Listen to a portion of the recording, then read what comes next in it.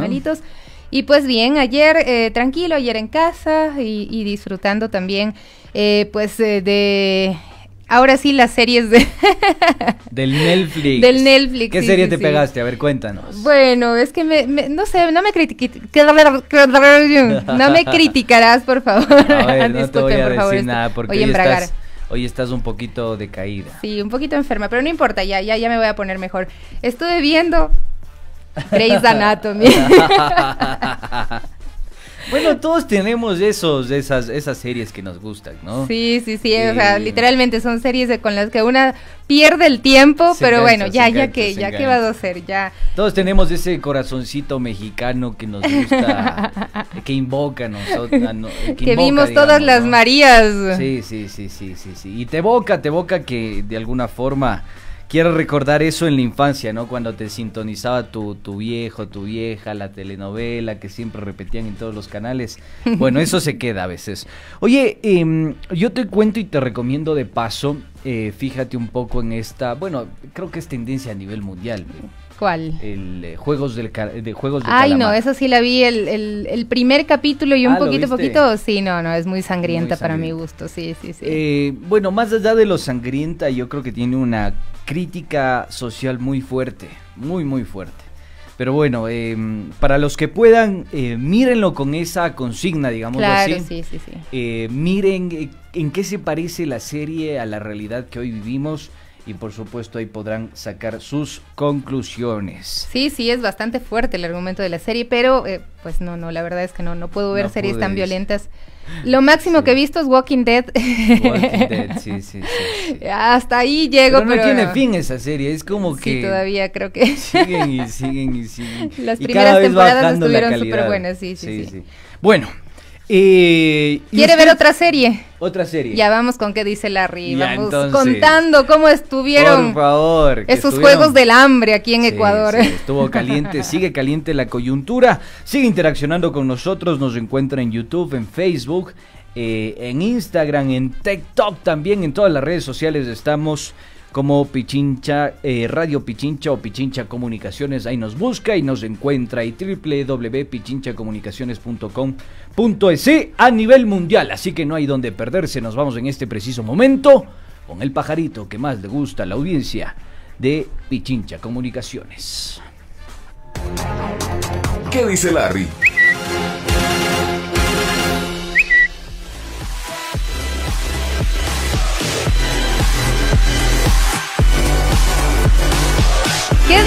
¿Qué dice Larry en esta mañana? Bueno, pues las redes hicieron eco de lo que fue la conmemoración de los 201 años de la independencia de Guayaquil y los entretelones más bien de la sesión solemne en conmemoración de los 201 años de la independencia de Guayaquil. Y hay varios capítulos que recogemos y que se hicieron tendencia, fueron virales en la red social Twitter. Empezamos con este videíto donde aparece pues nada más y nada menos que el Mishi Jaime Nebot, y pues le tocó saludar por ahí con el señor Guillermo Lazo, con quienes se habían peleado, parece. Estuvo así, alzando la manito. Bueno, ¿usted se ha alzado la manito así como reinita? ¿O? No. No, nunca te ha tocado. Bueno, parece que esta así vez bien grosera, así, ¿eh? Sí. ¿Qué más? Bueno, aquí estoy. Esta vez le tocó veamos, a don Jaime, qué fue lo que pasó. Ya puso, perdón, es que no lo vimos por acá. Ya nos mandó, dice el galán. Pero no, pues es que tenía que poner el audio, porque resulta que cuando saludaron, por ahí hubo algunos gritos de gente que era muy fanática del señor Jaime Nebot, y empezaron a gritar Guayaquil con Nebot, y en ese momento bajaron el audio de la transmisión. Que estaba haciendo presidencia, sí, escucho, era. No, a ver, vamos ahí.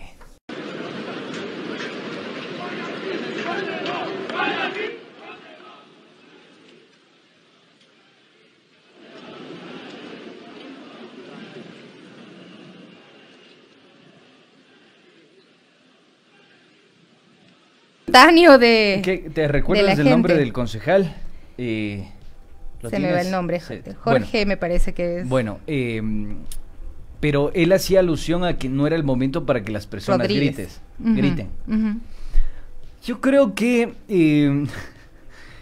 varias veces ha pasado de que este carácter autonómico, este carácter, bueno, ya lo hemos dicho en algunas ocasiones, el Partido Social Cristiano no tiene su base social y política en Guayaquil como tal. El Partido Social Cristiano y el Movimiento Madera de Guerrero tienen su base política en un lugar que se llama San Borondón. Ahí, esa es la génesis del Partido Social Cristiano. Los que dicen que es Guayaquil, poco están perdidos en el mapa político, digámoslo así. Pero lo que sí me parece importante e interesante es que estos antagonismos, estos comportamientos disímiles de lo que sucede a nivel nacional frente a lo que sucede en el puerto principal, azotado por la inseguridad, azotado por el crimen organizado, por el narcotráfico, por etcétera, etcétera, etcétera, demuestra que sigue persistiendo este carácter autonómico en el liderazgo de la ciudad de Guayaquil, que sigue teniéndolo Jaime Nebot. Por más que Cynthia Viteri sea la alcaldesa, el duro de los duros, el peso pesado es Jaime Nebot. Pero no es que el señor Guillermo Lasso tiene que pedir permiso al señor Nebot para entrar a Guayaquil, no, casi. No, pero sí se ve que existe todavía esta confrontación que de alguna forma la saneó, la logró sellar, suturar el expresidente Lenín Moreno. Pero ¿tú crees que...? La relación era distinta con Moreno. Así es. ¿Tú crees que en un momento el señor Guillermo Lasso midió el impacto que iba a tener bronquearse con el líder del Partido Social Cristiano? No tenía ni idea. Yo creo que si hay alguien o algún movimiento o partido político que sabe entender el timeline de la política o el timing de la política, es el Partido Social Cristiano. Y no lo digo de manera despectiva, creo que este es un comentario que está en el argot. Son viejos zorros de la política, conocen el timing político, lo manejan bastante bien. Y fíjate que ha logrado, digamos, trastocar el orden y esta alianza con la que llega Guillermo Lasso al poder, que hoy por hoy, básicamente... la falta de apoyo de Jaime Nebot le ha pasado una enorme factura para ganar legitimidad dentro del legislativo. Así es, tiene 5 meses en el gobierno el señor Guillermo Lasso y ya ha tenido pues muchos remesones y parecería incluso que estuviera a punto de caerse, y por ahí le sostienen también algunos sectores, ¿no? que tienen que ver pues principalmente con la banca. Caerse en el sentido político, no vayan a decir que no estamos diciendo que lo van a tumbar, no. Sino pues sí tiene un soporte fuerte desde el lado de la banca y también desde los medios de comunicación hegemónicos, aunque algunos les he visto también pues criticándole después de todos estos estas revelaciones también de los Pandora Papers y demás. Pero bueno, ¿qué más pasó ahí después de darse la mano así como que quiero pero no quiero, reconciliémonos? Les tocó sentarse juntos a los tres, el señor Guillermo Lasso, en el medio la alcaldesa Cynthia Viteri y luego también el señor Jaime Nebot. Si uno revisa las fotografías de la presidencia, le cortaron a Nebot, le pusieron solamente desde la alcaldesa. A mí me causaba mucha gracia, discúlpenme, yo sé que bueno, estas disputas políticas luego repercuten en la vida de los ciudadanos, pero pues así como un hecho político, pues resulta bastante curioso, ¿no? Ahí está la foto, qué incómodos que se ven. Ahí la alcaldesa Cynthia Viteri tratando, pues no sé, de poner buena cara, de sonreírle al uno y al otro, ¿será? Pero se aguantaron toda la sesión solemne ahí sentaditos, así es que bueno, eso es de destacar. En todo caso, como dicen, lo cortés no quita lo valiente, ¿no? Oye, yo te pregunto a propósito de esto, porque hace una semana, aproximadamente 2, será así, ¿no?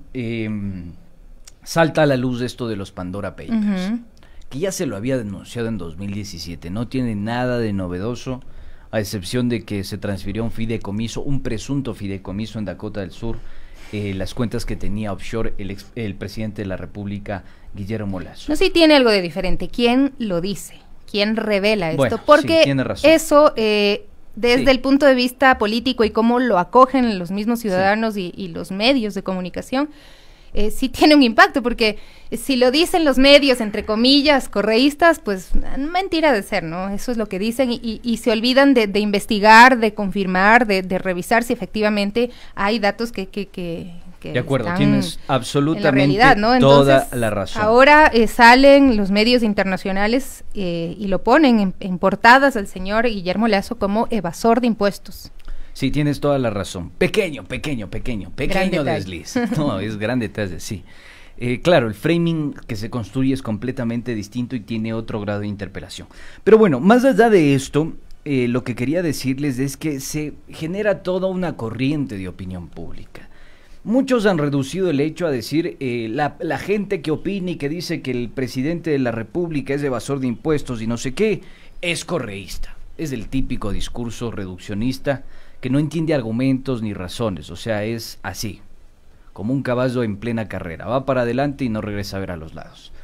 Entonces, todo mundo empieza a comentar al respecto.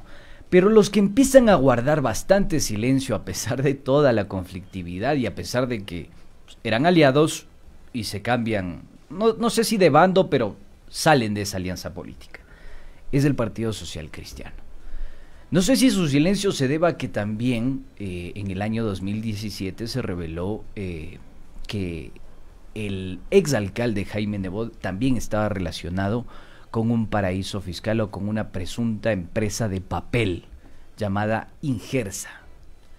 No sé si eso vincule a más políticos. Realmente tenemos muchas dudas nosotros porque el alcance que tiene las cuentas offshore o los refugios fiscales o las guaridas fiscales es bastante pronunciado en este país. Se calcula que son entre 35,000 y 70,000 millones de dólares que están refugiados en estas guaridas. Entonces yo sí creo que sería supremamente importante también hablar en detalle de si estas son nada más intríngulis de los poderes de turno, dígase del puerto principal y dígase del carácter nacional que tiene incluso el movimiento, creo, y el Partido Social Cristiano. Bueno, así son nuestros políticos, nuestros líderes, entre comillas, que se llevan toda la plata del país. Pero bueno, se habló de dos temas. A ver, creo que aquí tengo que invertir el orden, Estevitan, y vamos a poner primero lo que dijo el presidente Guillermo Lasso, porque ahí hizo algunas amenazas, ¿no? Lo tenía sentado a Jaime Nebot al frente y pues para mí soltó lo que serían amenazas. Y no sé si era directamente a él o contra quién eran. ¿Cómo te sientes tú, Sofi, cuando tú festejas en tu casa el aniversario, tu aniversario, o el de tu familia, o cualquier otra cosa? Invitas a una persona con la que estás obligada a frecuentar, y resulta que esa persona entra pateando la puerta de tu casa. Como dueña de casa, y digo para todos, ¿cómo se sentirían? Yo siento que esa fue la actitud del Ejecutivo en esta ceremonia. Bueno, no sé, yo creo que está respondiendo a los ataques que él considera... A lo que él considera ataques. Exactamente, a lo que considera que le está haciendo tambalear, porque, o sea, no creo que puedan ocultar esta situación compleja que está viviendo el Ejecutivo en este momento, el presidente Guillermo Lasso, por estas revelaciones de los Pandora Papers.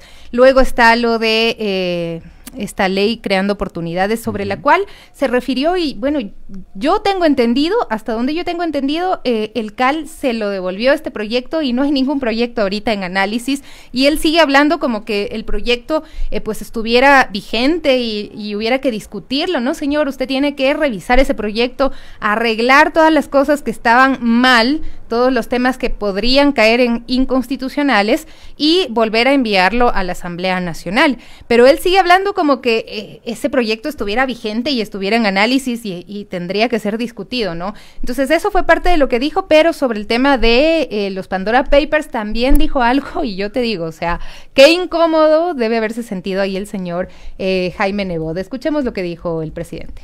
Aquellos osados que pretenden escudriñar en un patrimonio honestamente bien ganado, los vamos a enfrentar con entereza, con decisión, pronto pronto sabrán ustedes quiénes son los verdaderos evasores de impuestos. Aquellos que viven como ricos y tributan como pobres.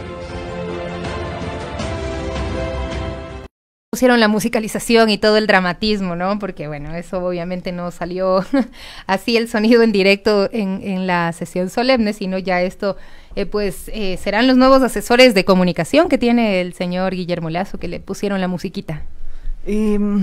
¿Cómo es este tema cuando resulta que la responsabilidad política recae en las personas que de alguna forma han estado inmersos en este caso de los Pandora Papers?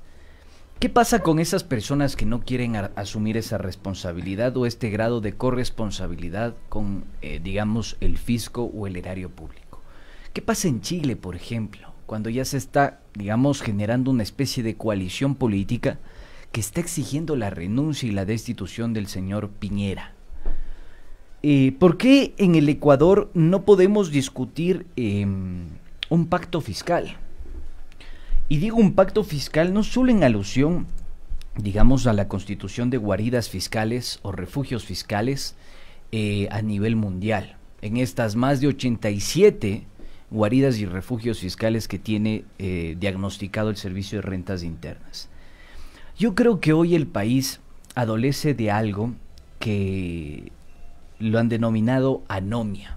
Durkheim lo denominó anomia. No solo es la falta de respeto por la ley o por la norma, hay una especie de generalización, digamos, un contubernio entre el carácter ético y moral, hay que decirlo, de un importante porcentaje de la población, de la clase política y de la propia institucionalidad que nos rige o que es regenta de este terruño llamado Ecuador. Y yo sí creo que eso hay que decirlo, queridos amigos, porque estamos perdiendo el horizonte de la ética y la moralidad en este país. No entiendo por qué Fiscalía no actúa. Fíjate que hay la comisión de fiscalización, ya más adelante seguramente lo revisemos. Sí, lo tenemos un poquito más adelante. Pero hay la comisión de fiscalización que tiene que llamar al presidente de la República a comparecer a la Asamblea Nacional, pero no. El presidente le dice, venga, juegue de visitante, y le obliga a ir al Palacio de Carondelet. Entonces hay una serie de cosas que uno no entiende y tampoco ve una indignación ciudadana que de alguna forma diga, a ver, señores, ustedes nos están viendo la cara, porque mientras el Chiro tributa y sostiene al erario público, o mientras la economía se sostiene con las remesas de los migrantes, o mientras existe una diáspora y estampida migratoria, hay otras personas que viven sacando recursos de la economía nacional y desairando completamente el consumo interno y la capacidad de consumo que tenemos los ecuatorianos. Pero sabe que me parece que hay un tema en específico que está desviando totalmente la atención a esto de los Pandora Papers, y que es pues lo que ha sucedido en las cárceles del país y este framing, este encuadre que se da en torno a la inseguridad. Y lo digo porque pues fue algo que la alcaldesa Cynthia Viteri dijo durante esta sesión solemne. Ella habló de un proyecto de porte de armas, se lo entrega al presidente de la República, él sonríe y aplaude a Cynthia Viteri en el momento en el que pues se refiere a este tema, y a mí se me parece súper irresponsable pues hablar del porte de armas, por más que quieran explicarlo y decir que sí, que va a tener un examen psicológico, y que, bueno, si con las licencias se ponen en todos estos juegos macabros y las otorgan por debajo, una gran cantidad de licencias, pagando 35,000 licencias, pagando por debajo de la mesa. Imagínense lo que va a pasar con el tema de las armas en el país. Por ahí leí un tuit y decían, a veces los ecuatorianos no saben ni para qué sirve el paso cebra y van a poder portar un arma. No puedo decir algo que leí el otro día por Twitter, pero me pareció la mejor descripción, porque partió de una cosa que es mundana y habla de la sexualidad. No lo puedo decir por acá porque puede sonar grosero, pero evidentemente, o sea, yo coincido contigo, Sofi. Acá hay muchas cosas que desconocemos y sale una alcaldesa del puerto principal a decir la solución es el porte de armas. Mira tú. Mira y tú. Tenemos el audio, vamos a escucharle un poquito nomás, lo vamos a cortar cuando creamos ya pertinente, pero sí creo que vale la pena escucharlo y analizarlo y realmente cuestionarlo. Ministerio de Defensa puedan portar armas como lo hacían antes, desde los campesinos para defender su ganado y sus tierras, hasta las familias para tener una oportunidad, solo una, de defender a los que aman. Demando que todos puedan ver el rostro del delincuente y que se actúe de oficio en delitos como el que conmovió en días pasados las redes sociales. Un hombre acorralado en el piso. Ya. Creo que eso es lo que nos conviene, ¿no? En términos periodísticos. Yo quiero decir dos cosas al respecto de esto. Primero, nuevamente, insisto en esto, esta actitud por parte de la autoridad y por parte de un estamento del Estado demuestra una profunda ignorancia y desconocimiento de la situación de inseguridad que está viviendo el país. Sus conexiones con el crimen organizado, con el narcotráfico y sus conexiones con los propios entes estatales. Dígase justicia, dígase policía y dígase militares. Primer elemento. Segundo elemento, hay una profunda ignorancia también sobre los resultados que ha tenido el porte de armas en Estados Unidos. Por ejemplo, que es el ejemplo más icónico que siempre se nos viene a la mente y decimos, nosotros queremos ir como Estados Unidos porque ahí tienen armas y es chévere y bacán y todo bonito. No. El número de muertos por armas de fuego en Estados Unidos en una sola semana, amigos, llegó a 430, el más alto de las últimas 2 décadas. Esto según Gun Violence Archive del 2020. El 2020 fue el año más mortífero por incidentes relacionados con disparos en los últimos 20 años del país. ¿Y saben qué es lo más perturbador? Que en lo que va del 2021, el número de muertes por armas de fuego va camino a superar esa cifra. Hasta el momento se encuentran las 24,000 muertes. ¡Qué locura! Si Estados Unidos, con toda la institucionalidad y el desarrollo que tiene y la industrialización, padece de esto, según Gun Violence Archive, ¿cómo va a ser en el caso ecuatoriano? Verás, que ni siquiera tenemos institucionalidad. Claro, y solo sí. Cierro con este otro dato perturbador que me parece espeluznante. Hay un desconocimiento de la seguridad del país porque no saben que el otro negocio boyante para el crimen organizado es el tráfico de armas.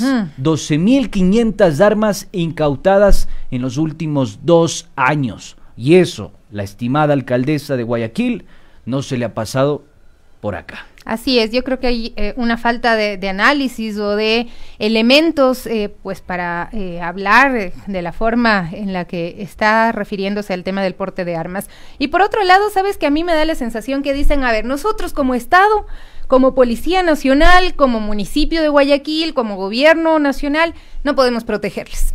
Vaya, cómprese su arma y protéjase usted mismo, vea cómo le va. Muy bien. Ojalá no se le dispare el arma y mate a algún ser querido, ojalá no vayan los niños y cojan las armas y piensen que es un juguete y terminen en una tragedia.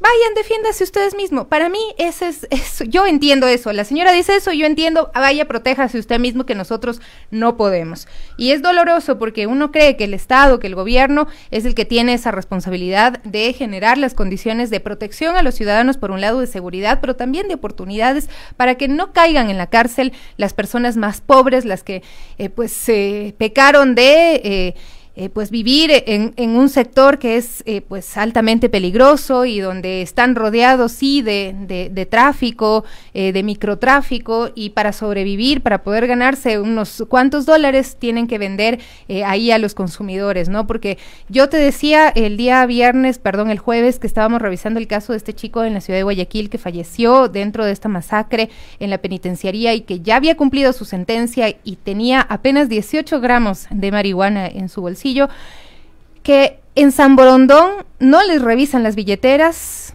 a los jóvenes y no les están viendo cuando se están cruzando las manos pues para darse estas dosis de no solo marihuana, sino ya otras drogas pues más sofisticadas. Cocaína. cocaína y quién sabe qué más, ¿no? Pero imagínate no si van le a ponen estar IVA a la vigilando cocaína. en las discotecas a los jóvenes ricachones, pues a ver si es que tienen, no les revisan las billeteras a ver si es que tienen dosis de estas drogas. Los que caen sí son lastimosamente los más pobres, los que no tienen también cómo pagarse un abogado y pues terminan perdiendo la vida, como en este caso de este joven que pues además era músico y demás. Pero a mí sí me indigna muchísimo que hoy por hoy salga la alcaldesa aupada y aplaudida por el señor Guillermo Lasso a decir, ármense, la ciudadanía tiene que armarse y pues vean cómo se defiende.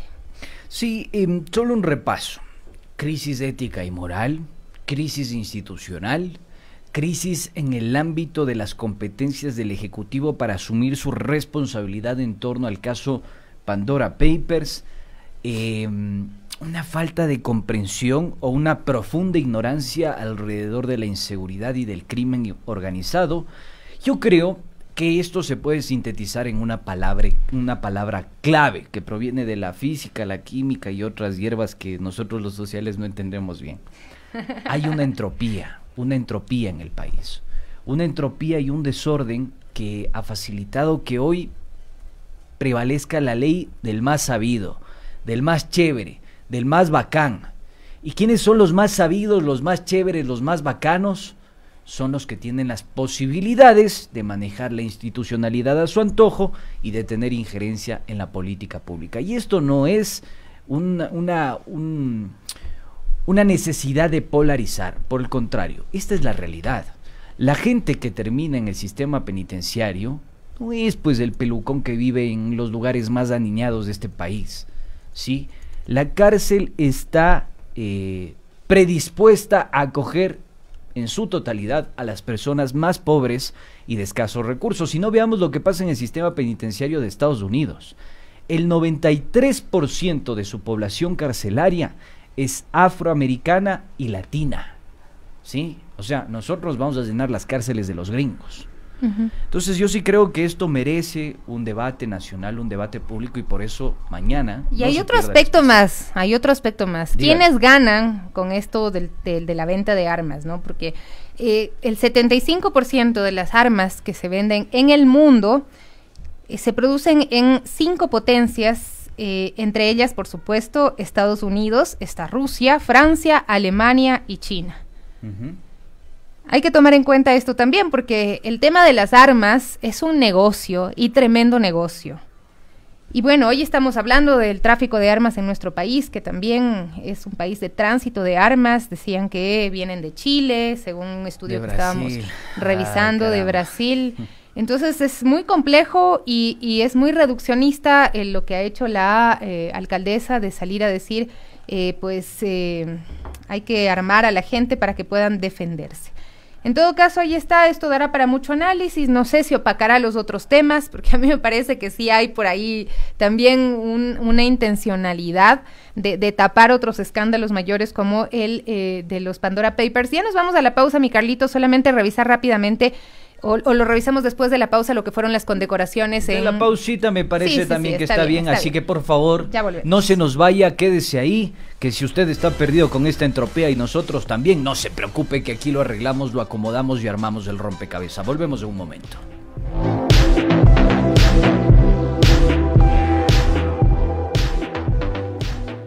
Volvimos.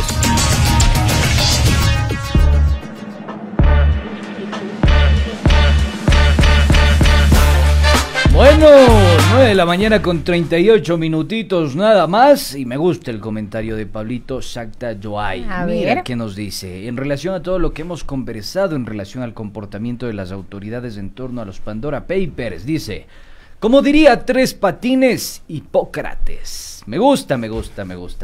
Bueno, a ver, Arepita, sigamos entonces. Sí, sigamos. Un tuit más, ¿ah? A ver, échele. En la sesión solemne en Guayaquil se entregaron condecoraciones a ciudadanos ilustres como Carlos Cueva González, actual consejero presidencial, Jaime Durán Barba y Santiago Nieto, consultores de la campaña de Guillermo Lasso. Qué ilustres. ¿Quiénes son estos personajes? Pues vale la pena hacer un repaso y rapidito. A ver, rapidito. Estos personajes. Carlos Cueva, consejero ad honorem del presidente Lasso, también entiendo que fue consejero del señor Lenín Moreno con el tema de la vacunación. Pues según conocemos, este consejero pues ha tenido dos funciones: recomendar las mejores políticas para la negociación de las vacunas contra el COVID-19 y la logística de distribución. Ahora, si realmente fueron las mejores condiciones para la negociación, no lo sabremos nunca, porque tienen eso bajo 7 llaves, aunque al señor Hernández, de 4 pelagatos, Ajá, se le salió que eran más o menos 800 millones de dólares. se le escapó. Sí, y que subiría ese monto a más de 1.300 millones de dólares. Ojalá no sea como la firma de este memorándum de entendimiento con el FMI que tenía bajo llaves del señor Richard Martínez, y después cuando sacan el documento ya público se ve que ha escrito y ha firmado con lápiz. Ojalá no sea así, más o menos. Dios mío. Bueno, el señor Carlos Cueva González es el fundador y presidente del directorio del grupo DIFARE, el principal conglomerado del sector farmacéutico, que cuenta con empresas de distribución y cadenas de farmacias. En los últimos años, su grupo alcanzó un acelerado crecimiento en el negocio farmacéutico que le permitió destronar al principal competidor. Su grupo facturó en el 2019 por encima de 750 millones de dólares, ubicándose en el top 10 de los grupos económicos del país. En el 2000, pues había incursionado en el ramo de las cadenas de farmacias al crear Cruz Azul, un modelo de franquicias que le permitió expandirse, y 2 años más tarde adquirió las Pharmacies. En el gobierno de Lenín Moreno, ya lo decíamos, el grupo DIFARE entró a colaborar en el proceso logístico para el traslado de las vacunas contra el COVID-19 a través de su empresa Transbarreno, especializada en el transporte de productos farmacéuticos.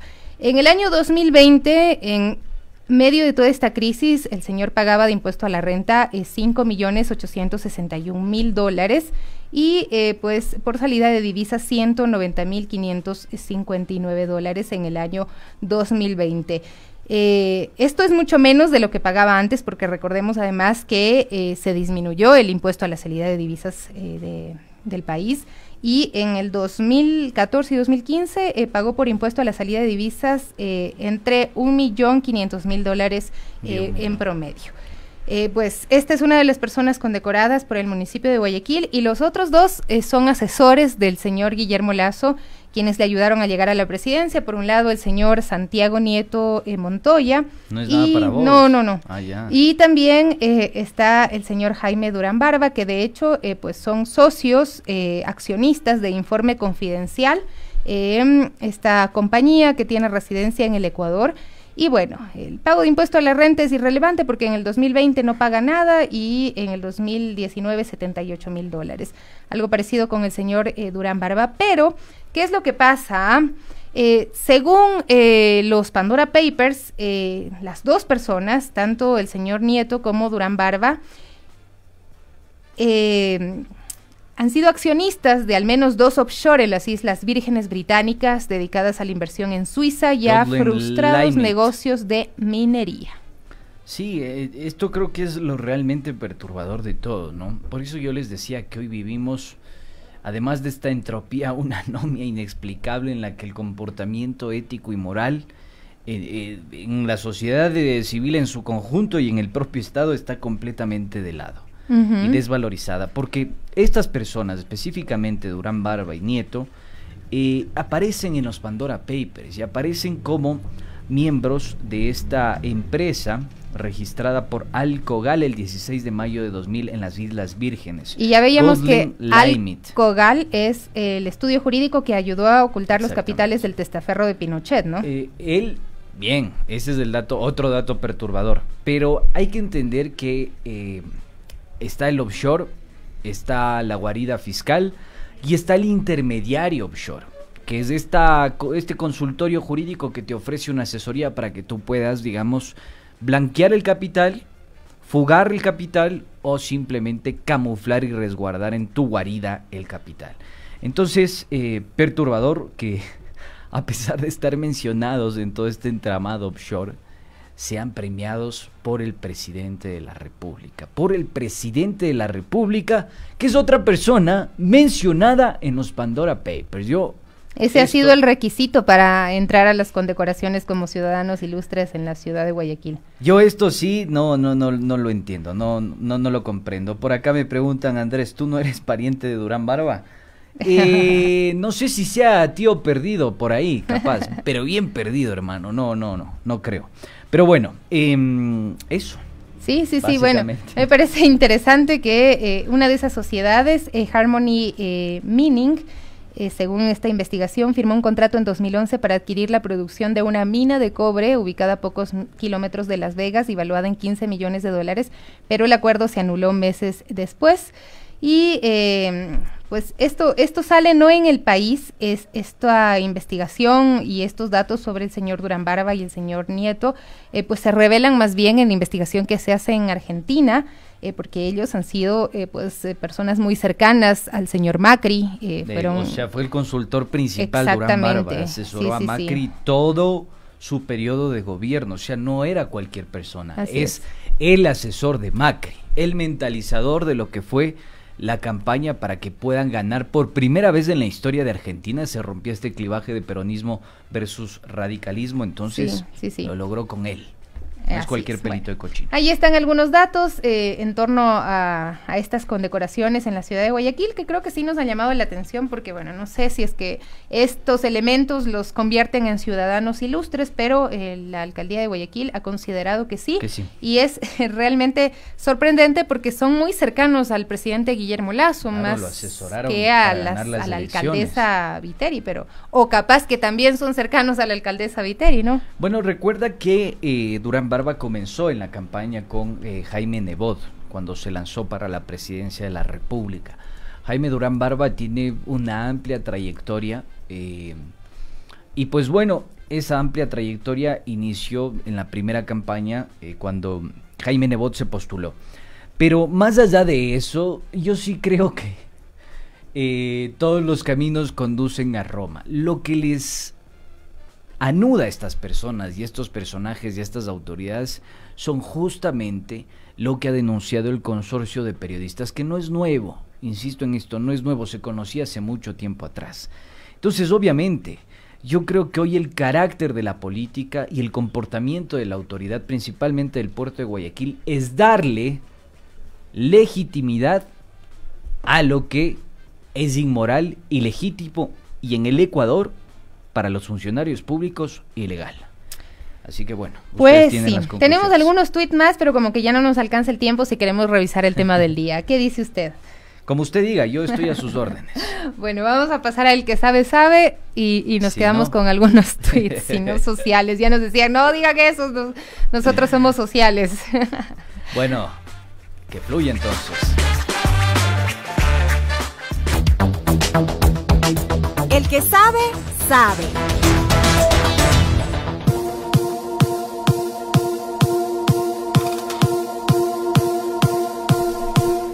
Yo siento que a veces estamos como entrando en una fiestita de electrónica, ¿no? Pum, pum, pum, pum, pum. Esa no le mutean en la transmisión, queda, ¿no es cierto? Claro, sí. Ay, entonces ahí sí puedo mover la cabeza, porque a veces o me pongo a bailar y estoy solo. Bueno, lo que nos convoca el día de hoy es si realmente los impuestos nos hacen más ricos. Menos impuestos, más ricos, nos convertimos en personas más ricos. Somos Rockefeller, como decía Aparicio Caicedo.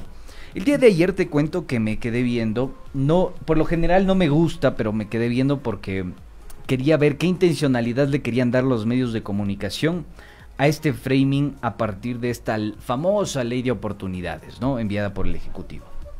De vuelta por la Asamblea. Sí, en Teleamazonas con el Andrés Carrión.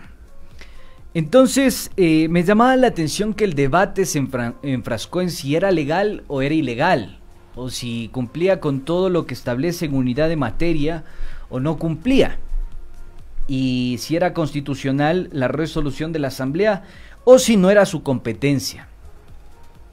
Yo, personalmente, considero y creo que a la audiencia, a la ciudadanía, a las personas de a pie, lo que hay que explicar es si es conveniente para su realidad o no.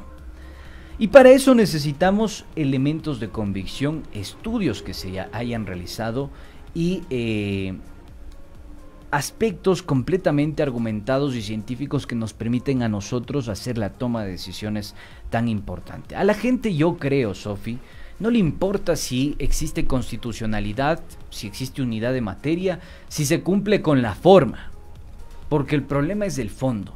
Y el fondo de esta ley tampoco va a solucionar el desempleo en el país. Lo que quiere es atentar sobre los derechos laborales. Por esta ocasión nos vamos a centrar en algo que se llama impuestos, o la economía lo conoce como presión fiscal.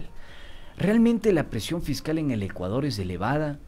Todos pagamos impuestos. A propósito de los Pandora Papers, ¿qué pasa con la evasión que está en los 7.600 millones según la CEPAL? ¿Quiénes deben al Estado? Esa cifra es perturbadora. Pobres.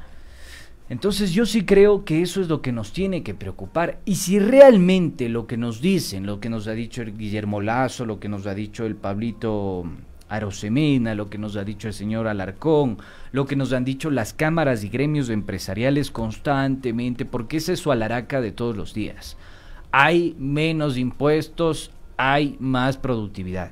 Eso científicamente está demostrado y es una falacia absoluta. Menos impuestos no significa que todos vamos a ser más ricos. Y no lo decimos nosotros, ¿no? ¿Cuáles son las consecuencias económicas de los grandes recortes de impuestos para los ricos? Un impuesto a los más ricos del 91%, decirlo parecería una locura si miramos la economía tal como hoy está establecida, lo que tú ya mencionabas, pues el discurso dominante es menos impuestos atraen la inversión extranjera. Pero en 1963 esa tasa de impuestos existía nada más y nada menos que en Estados Unidos y gravaba capitales que superaran los $400,000, el 1% más rico de la población en ese entonces.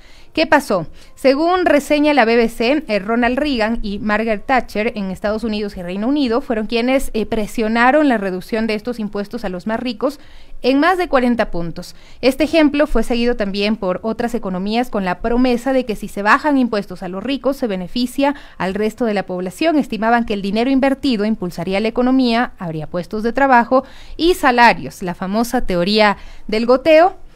Algo les caerá a los pobres, ¿no? Oye, pero esto es chévere e interesante. ¿Y saben por qué? Porque se dio un debate cuando nosotros estábamos iniciando los 90 o finales de la década de los 80 entre León Febres Cordero, no sé si lo recuerdas, Sofi, entre León Febres Cordero y el señor Rodrigo Borja. Claro, y Febres Cordero decía, es que mientras más incrementemos, reduzcamos los impuestos, y crezcan las empresas, va a caer los recursos a toda la población. Y Borja le decía, no, esa teoría del goteo no nos sirve, necesitamos redistribuir la riqueza, mejorar, cobrar más impuestos, redistribuir la renta. Eso es lo que tiene que hacer el Estado. Esto se ha reducido a lo que se conoce como la curva de Laffer, la famosa curva de Laffer, que terminó siendo algo declarativo y no comprobado científicamente. Bueno, sí, porque la pregunta es, pasaron más de 50 años, ¿mereció la pena bajar los impuestos a los más ricos? Y ahí vemos un estudio que ofrecen economistas británicos David Hope y Julian Limber para la London School of Economics. El documento analiza los datos de 18 países de la OCDE durante las últimas 5 décadas para estimar el efecto causal de importantes recortes de impuestos para los ricos sobre la desigualdad de ingresos, el crecimiento económico y, por supuesto, el desempleo. Descubrieron que las reformas que reducen los impuestos a los ricos conducen a una mayor desigualdad de ingresos, medida por la participación del 1% superior en el ingreso nacional antes de impuestos. El efecto se mantiene estable a mediano plazo, pero por el contrario, estas reformas no tienen ningún efecto significativo sobre el crecimiento económico y sobre el desempleo. O sea que reducir los impuestos no nos hace crecer económicamente. No, solamente hace que algunos acumulen riqueza y pues el resto continúe en las mismas, ¿no? Ya.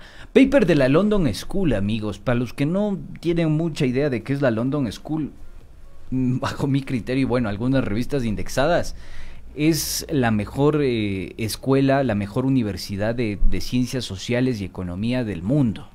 Por ahí se da con la de París, pero, o sea, para que vean el asidero de la investigación. Esto es investigación, ya. Nada más. Siga, Arepita. Sí, me parece súper importante porque pues lo que se ve es que en Estados Unidos se bajó la imposición del 91% al 37%, mientras que en Reino Unido pasó a menos de un 50%. En otros países europeos y asiáticos se redujeron impuestos en alrededor del 10 y 15 puntos. Y bueno, todavía estos impuestos son más altos que los que existen actualmente en América Latina, donde dicen que tenemos demasiados impuestos, demasiada presión fiscal. Pues la media es de 23%, resulta que Brasil ocupa el primer lugar con 32.2%, seguido de Argentina con 31.4%, pero Ecuador apenas grava con impuestos del 20.5%. Y en realidad es mucho menos, porque lo que se puede ver en un cuadrito que más tarde pues lo vamos a pasar es que en realidad en Ecuador la presión fiscal a las fortunas, a los más ricos, es de apenas el 5.4%. No es ni siquiera ese 20% a las grandes fortunas. Esos son datos el resto, de oficiales. Sí, esos datos son de la CEPAL. Yo te dudo. De la CEPAL, está bien. De ahí ya no dudo tanto, pero sí hay que ver, porque alguna vez nosotros también comparamos solo 5 grandes grupos económicos que se dedicaban al tema inmobiliario, y la presión sobre estos grupos económicos que se dedicaban al ámbito inmobiliario no superaba ni el 1.5%, para que nos demos una idea, nada más. Bueno, eso dice la CEPAL, te lo comento. Sí. Sin embargo, es interesante porque dice que en la región el 10% más rico posee el 71% de la riqueza y tributa solo el 5.4%. Tiene razón, este dato es de la región en general, ¿no? De la región en general, sí, ya está bien. Entonces sí puede tener asidero lo que yo dije. Sí tiene, porque lo hicimos con gente que maneja estadística y hacía la regresión, entonces daba que la presión fiscal sobre estos grupos que se dedican al tema inmobiliario, entre ellos Uribe y Schwarzkopf, no superaba ni el 1.5%. Qué locura. Pero a nosotros, o sea, los de a pie, los que trabajamos, porque ellos siempre nos dicen es que el que trabaja pues tiene derecho a ser millonario, y pues resulta que los que trabajamos somos otros, porque creo que trabajan más los agricultores, los profesionales que estudian, que invierten en una empresita. Nosotros sí pagamos bastantes más impuestos que la gente que pues tiene grandes fortunas. Y lo mismo pasa, y lo mismo ha sido analizado sobre el capital heredado, ¿no? Impuestos sobre las rentas del capital o sobre lo heredado. Hay de hecho investigaciones sobre este tema. Por ejemplo, se revisó los orígenes de las fortunas de los italianos en 1427 y 600 años después este efecto no se había desvanecido, imagínate tú.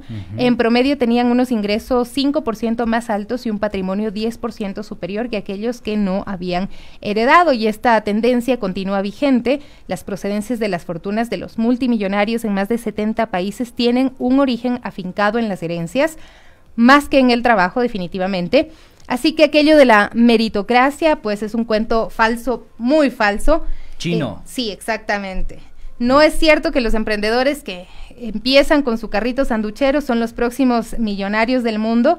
En las grandes economías como la alemana, en España o Francia, más del 50% de las fortunas multimillonarias provienen de herencias, y en América Latina esta tendencia sube hasta el 80% en Argentina, Chile, Venezuela y por supuesto en nuestro país. Es decir, se pasan de generación en generación y no quieren pagar ni siquiera este impuesto a la herencia, que ya el presidente Lasso ha dicho, se elimina de un solo golpe, porque cuando yo les herede a mis hijos no quiero pagar nada al Estado ni que se queden con lo que yo he sudado. ¿Cómo yo voy a pagar, pues si ahorita ya saqué incluso a mi guarida fiscal, a mi refugio fiscal? Oye, voy a decirles algo que se suele utilizar, digamos, en estos espacios cuando ya se dan estos hallazgos interesantes. Cuando a ustedes les digan, queridos amigos de los medios de comunicación, hay que reducir impuestos porque así crece la economía, generamos empleo, dinamizamos, usted dígale, falacia absoluta. Me lo dijo la London School. El hecho de reducir los impuestos no significa que vaya a existir incremento de o mejora de las condiciones de vida. No hay causalidad entre lo uno y lo otro. No existe causalidad, está comprobado científicamente. Si reducen los impuestos, no va a decantar de alguna manera en la mejora de las condiciones de vida. Por el contrario, se afecta, al menos en el Ecuador, y tomando en cuenta la Constitución y lo que establece el gasto permanente, se afecta ingresos para salud, educación. Mira, este estudio concluye algo más, ¿no? A ver. Se observa que en el periodo de reducción de impuestos también hubo estancamiento de la inversión. Todo lo contrario, sí, todo lo contrario a esos grandes ofrecimientos, ¿no? No era al revés, que bajamos impuestos y viene la inversión extranjera y nos golpea la puerta y nos dice: ya tenemos toda la guita del mundo para que usted sea después como Colombia y Perú, que dicho sea de paso, la inversión puede ser de 4,000, o del 4 al 3% del PIB. Pero hay que ver cuánto realmente se queda en mejorar los índices de productividad. Ajá. Yo solo quiero darte este aporte, estimada A ver, por Sofía, favor. para que vean el contracorriente, el contrasentido en el que estamos enmarcados. 136 países firman un histórico acuerdo sobre un impuesto mínimo global a las multinacionales. Y acá en el Ecuador, ni pío de este tema. Al contrario, quieren poner crédito tributario para los offshore, como está establecido en la ley de oportunidades. Quieren legalizar el tema de los paraísos fiscales con fondos que estaban en estas guaridas y traerlos acá al Ecuador. Y además de eso, darles crédito tributario y reducir la escasa presión fiscal que tenemos en el país. De locos, de locos. Sí. Realmente es difícil de procesar todo esto, porque además este estudio me parece interesante, ya para cerrar, dice que las fortunas, cuando ya tienen esta protección, no se quieren arriesgar y solo invierten en actividades que les permitan una simple extracción de rentas procedentes del resto de la economía. O sea, en otras palabras, este capital solo se destinará a la especulación a través de monopolios, capital inmobiliario y demás. O sea, bueno, el sacrificio ha sido muy grande para lo poco que ha significado pues para la economía y para las personas, tener que dejarles a los más ricos que sigan acumulando. Les gusta, a algunos les gusta buitrear, a nosotros también, porque acabó 7F Plus, la otra política, y nos vamos por ahí de buitres. Así que recuerde, queridos amigos, ustedes y solo ustedes tienen las conclusiones. Nos vemos el día de mañana. Arepita, adiós, see you late. Chao, chao.